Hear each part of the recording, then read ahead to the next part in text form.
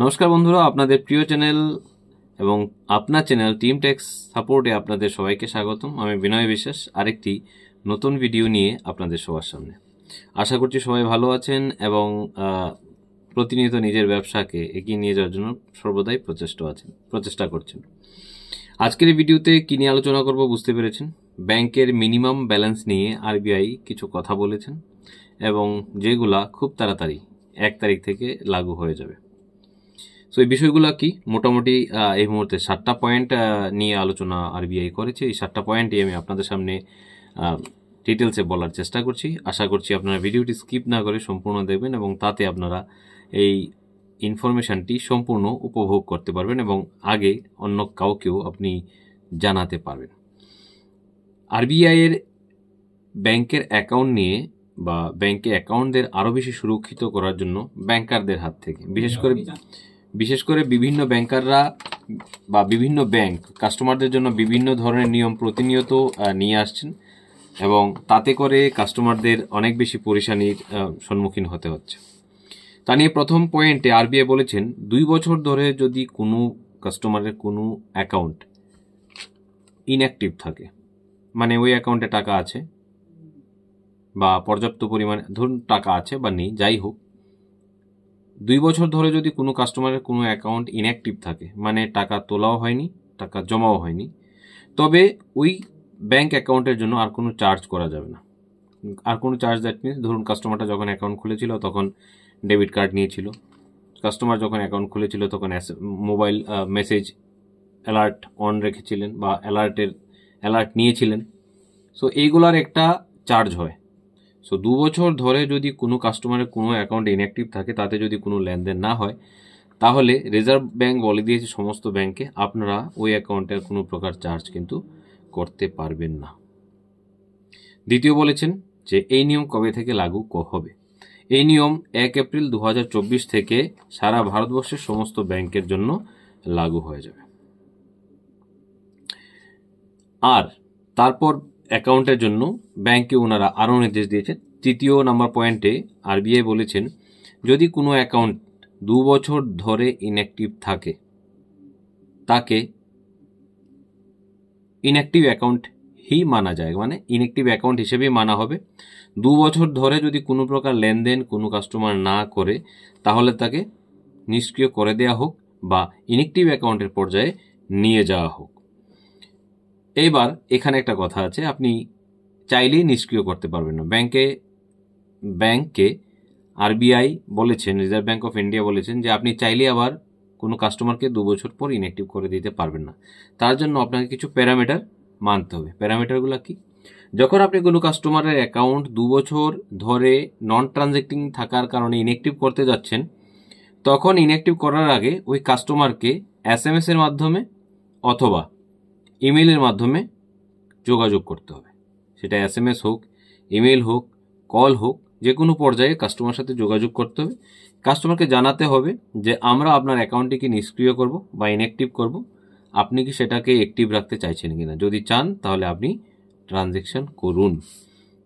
এবার কাস্টমার যদি বলে যে হ্যাঁ আমি অ্যাক্টিভ রাখতে চাইছি, সো সে ট্রানজ্যাকশন করবে।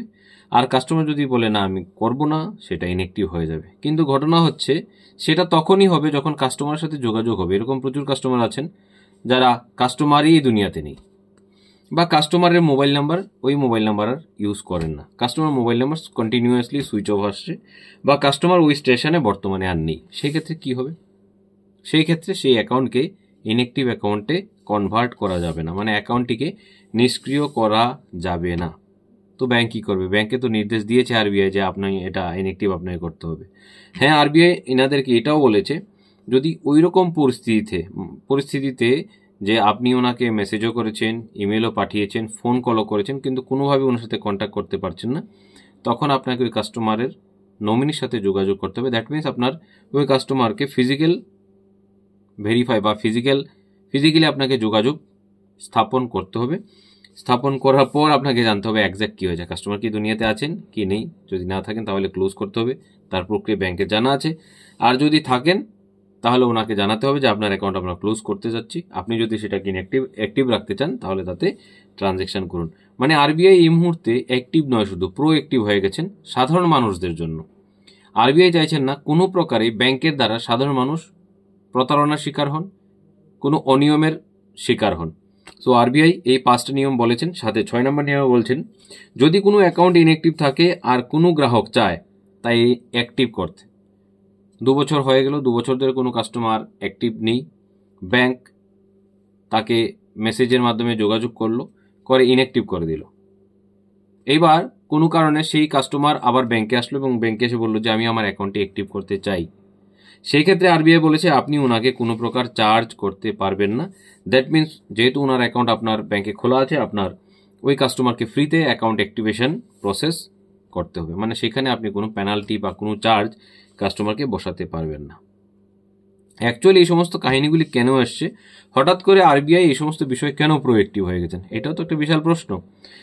একটা রিভিউর পর আরবিআই অ্যাকচুয়ালি দেখতে পেরেছে যে সারা ভারতবর্ষে বিভিন্ন ব্যাংকের মধ্যে যে সমস্ত ইনঅ্যাক্টিভ অ্যাকাউন্টগুলো আছে তাতে মোটামুটি 42,000 কোটি টাকা আনক্লেমড পড়ে আছে। মানে মোটামুটি 8 থেকে 10 বছরের মধ্যে 8 থেকে 10 বছরের মধ্যে বিভিন্ন অ্যাকাউন্ট আছে, যে অ্যাকাউন্টগুলো বয়স 2 বছর মিনিমাম, ম্যাক্সিমাম 10 বছর। এই অ্যাকাউন্টগুলোতে কেউ কোনো টাকা ক্লেম করছে না, মানে টাকা না উইথড্র করছে, না ট্রান্সফার করছে, না ব্যাংকে এসে কোনো যোগাযোগ করছে, সেই টাকাগুলো অ্যাকাউন্টে পড়েই আছে। তার অ্যামাউন্ট সংখ্যা হচ্ছে 42,000 কোটি টাকা। বুঝতেই পারছেন কত বড় একটা অ্যামাউন্ট আনক্লেমড পড়ে আছে কাস্টমারদের অ্যাকাউন্টে। অ্যাকচুয়ালি সেই টাকাটাকে সঠিক জায়গাতে পৌঁছে দেওয়ার জন্যই আরবিআই স্টেপ নিয়েছে। আরবিআই ব্যাংকে বলছে যে আপনি আপনার কাস্টমারকে জানার চেষ্টা করুন, কাস্টমারের কেওয়াইসি করুন, কাস্টমারদেরকে বলুন ওনারা যাতে ওনাদের টাকা ফেরত নেয়। যদি কাস্টমার সাথে যোগাযোগ না হয় তাহলে নমিনির সাথে যোগাযোগ করুন। নমিনিকে জানান যে আপনি যার নমিনি উনি আপনার অ্যাকাউন্টে, মানে আপনার নামে এতগুলো টাকা ছেড়ে গেছেন, এই টাকাগুলো আপনার নেওয়ার ব্যবস্থা করুন। অ্যাকচুয়ালি এই 42,000 কোটি টাকা যাতে ঠিক জায়গা মতো পৌঁছানো যায় সেটাই আরবিআই চাইছেন। এবার হচ্ছে যদি তারপরও কোনো যোগাযোগ না হয়, তাহলে তো সেই টাকা সেই অ্যাকাউন্টেই পড়ে থাকবে এবং অ্যাকাউন্টটি ইনঅ্যাক্টিভ হয়ে যাবে এবং কোনো এক সময় সেই অ্যাকাউন্টের বয়স হয়ে যাবে টোটালি 10 বছর। তখন কি হবে? আরবিআই নিয়ম অনুযায়ী কোনো টাকা যদি কোনো ব্যাংক অ্যাকাউন্টে 10 বছর ধরে পড়ে থাকে এবং সেটা যদি আনক্লেমড হয়, মানে কেউ ক্লেম করার মতো থাকে না, আর ব্যাংকও যোগাযোগ করার পর জানিয়ে দিয়ে যে এখানে যোগাযোগ করার মতো কোনো ব্যবস্থাই আর নেই, কাস্টমারের সাথে কোনোভাবেই কন্ট্যাক্ট হচ্ছে না, তখন মানে আফটার 10 বছর আরবিআই সেই টাকাটাকে আরবিআইয়ের ওয়েলফেয়ার ফান্ডে মুভ করে দেয়, যেটা দিয়ে আরবিআই মার্কেটে অ্যাওয়ারনেস করে। তো অ্যাকচুয়ালি আরবিআই চাইছে এই পয়সাগুলা কোনো ব্যাংকে না পড়ে থাকুক, ব্যাংক সেটার ইউজ না করুক বা মিস ইউজ না করুক। ব্যাংক যেন কাস্টমারকে তার টাকা সঠিক জায়গায় পৌঁছে দেয়, আর যদি পৌঁছাতে না পারে সেটা যাতে আরবিআইয়ের কোষাগারে বা আরবিআইয়ের ওয়েলফেয়ার ফান্ডে কনভার্ট করে দেয়।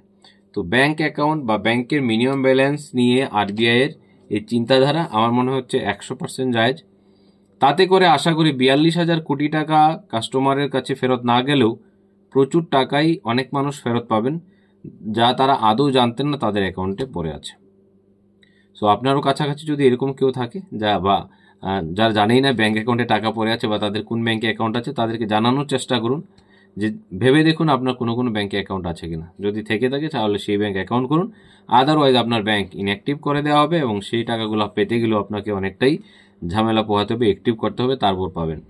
সো আপনি এটা আপনার দোকানে নোটিফিকেশন হিসেবে লাগাতে পারেন। আর যারা অ্যাজ এ কাস্টমার এই ভিডিওটা দেখছেন তাদেরকে বলছি, যদি আপনার কোনো এরকম অ্যাকাউন্ট থেকে থাকে যেখানে 2-3 বছর ধরে টাকা পয়সা পড়ে আছে কিন্তু আপনি কোনো প্রকার যোগাযোগ ব্যাংকের সাথে করছেন না, আপনি অতি সত্বর ব্যাংকের সাথে যোগাযোগ করুন এবং আপনার কেওয়াইসি কমপ্লিট করুন। অ্যাকচুয়ালি হয়েছে কি, আমার ইন্ডাসইন্ড ব্যাংকের একটা অ্যাকাউন্ট আছে, সেই অ্যাকাউন্ট মোটামুটি 2 বছর ধরে আমি ট্রানজ্যাকশন করছিলাম না। হঠাৎ আজ থেকে 10-12 দিন আগে আমি তখন দিল্লিতেই ছিলাম, তখন আমি যখন ব্যাংক অ্যাকাউন্ট ব্যালেন্স চেক করতে যাই, আমার সেই অ্যাকাউন্টে কিছু টাকাও পড়ে আছে। তো আমি যখন ব্যালেন্স চেক করতে যাই তখন আমাকে ব্যাংক বলে যে আপনার অ্যাকাউন্টটাকে ইনঅ্যাক্টিভ রাখা হয়েছে এবং আপনাকে কেওয়াইসি করতে যেতে হবে। সো আমি ব্যাংকে গেলাম, ব্যাংকে জানালাম, ব্যাংক বলছে যে অনেকটা সময় হয়ে গেছে আপনি ব্যাংকে আসছেন না এবং আপনি অ্যাক্টিভলি ট্রানজ্যাকশনও করছেন না, সেই জন্য ব্যাংক এটাকে ইনঅ্যাক্টিভ পর্যায়ে রেখে দিয়েছে। আপনি আপনার ডকুমেন্টের মধ্যে প্যান কার্ড জেরক্স আধার কার্ড জেরক্স এবং 1 কপি ফটো দিন, আমরা আজকে এটাকে অ্যাক্টিভ করে দেবো। ভুলবশত গতকালকেরই ঘটনা এটা, আমি ব্যাংকে গিয়েছিলাম, আমার কাছে কোনো ফটো ছিল না, সেই জন্য আমি দিতে পারিনি। সো এটা একজ্যাক্ট সত্যি খবর। এটা অলরেডি আগে থেকেই ছোট পর্যায়ে শুরু হয়ে গেছিলো। 1 এপ্রিল 2024 থেকে এটা বড় পর্যায়ে শুরু হবে এবং ইনঅ্যাক্টিভ অ্যাকাউন্টগুলোকে টোটালি এখন বন্ধ করে দেওয়া হবে। তবে কাস্টমার যদি চায় সেই অ্যাকাউন্টগুলোকে আবার খুলতে, তা ব্যাংক খুলেও দেবে। তো আশা করছি এই ইনফরমেশনটি আপনাদের জন্য অনেকটাই ইনফরমেটিভ হবে। এই ইনফরমেশন অনেকটাই আপনাদেরকে সাহায্য করবে আগামী দিনে অন্যদেরকেও জানাতে এবং আপনার ব্যক্তিগত জীবনে। যদি ভিডিওটি এবং এই ইনফরমেশনটি আপনাদের ভালো লেগে থাকে তাহলে এই ভিডিওটিতে লাইক করতে ভুল করবেন না। আর এই চ্যানেলে যারা অনেকদিন ধরে ভিডিও দেখছেন অথবা চ্যানেল সাবস্ক্রাইব এবং বেল আইকন প্রেস করছেন না, তারা অবশ্যই চ্যানেলটি সাবস্ক্রাইব করে বেল আইকনে প্রেস করে দেবেন এরকম ভিডিওগুলো সবার আগে দেখার জন্য। এই মুহূর্ত পর্যন্ত না স্কিপ করে ভিডিওটি দেখার জন্য অসংখ্য ধন্যবাদ। জয় হিন্দ, জয় ভারত।